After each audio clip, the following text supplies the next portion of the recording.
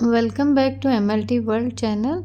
आज फ्रेंड जो मैं आप लोगों के साथ टॉपिक डिस्कस करने जा रही हूँ वो है 1:20 डाइल्यूशन, यानी कि लेबॉर्ट्री में हम डाइल्यूशन जब बनाते हैं और कई तरह की डाइल्यूशंस यूज़ करते हैं 1:20, 1:10, 1:50, 1:100, तो वो कैसे प्रिपेयर करते हैं। आज की वीडियो में जो 1:20 डाइल्यूशन के बारे में बात होगी। 1:20 डाइल्यूशन अक्सर आपको यूज़ करनी पड़ती है WBC डैम, अगर आप मैनुअल काउंट कर रहे हैं उसकी डाइल्यूशन के लिए, स्पर्म काउंट की डाइल्यूशन के लिए। इसके अलावा अगर सैंपल कम क्वांटिटी में है उसको डाइल्यूट करना पड़ जाता है, तो बहुत ही ये कॉमन डाइल्यूशन है। 1:20 डाइल्यूशन का मतलब ये है आपको एक पार्ट जो है वो सीरम या होल ब्लड का चाहिए और 19 पार्ट्स आपको रिएजेंट या डिस्टिल वाटर या उस सॉल्यूशन के चाहिए जिसके साथ आपने सीरम को डाइल्यूट करना है।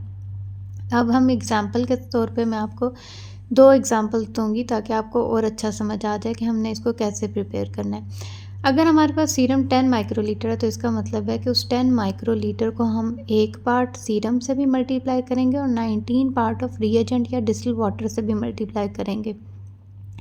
अब आपने 2 चीज़ों पे गौर करना है, एक तो अमाउंट और दूसरा उसकी यूनिट। तो 10 माइक्रोलीटर को जब हम 1 पार्ट से मल्टीप्लाई करेंगे तो हमारे पास 10 ही आएगा आंसर, लेकिन जब हम इसको 19 पार्ट से मल्टीप्लाई करेंगे तो हमारे पास क्या आया 190 माइक्रोलीटर, यानी कि अब हमें 10 माइक्रोलीटर सीरम को हमने 190 माइक्रोलीटर रिएजेंट के साथ डाइल्यूट करना है। और दूसरी एग्जांपल में अगर हमारे पास सीरम थोड़ा ज़्यादा क्वांटिटी में मौजूद है तो हम जब 20 माइक्रोलीटर अगर सीरम ले रहे हैं तो अब हमें कितने पार्ट जो है वो सीरम और कितने पार्ट रिएजेंट चाहिए होगा। तो अब हम 20 माइक्रोलीटर को 1 पार्ट और 19 पार्ट से मल्टीप्लाई करेंगे, यानी कि अगर सीरम अब हमें कितना चाहिए 1 मल्टीप्लाई बाय 20 तो वो हो जाएगा 20 माइक्रोलीटर और रिएजेंट हमें कितना चाहिए 19 मल्टीप्लाई बाय 20 यानी कि 380 माइक्रोलीटर। तो अब इधर आप गौर करें कि अब हमें कितने सीरम को हमने कितने में डाइल्यूट करना है। अब हमने जो है वो 380 माइक्रोलीटर रिएजेंट के अंदर 20 माइक्रोलीटर सीरम को डाइल्यूट करना है। अब इधर 2 इंपॉर्टेंट पॉइंट्स हैं इस लेक्चर के।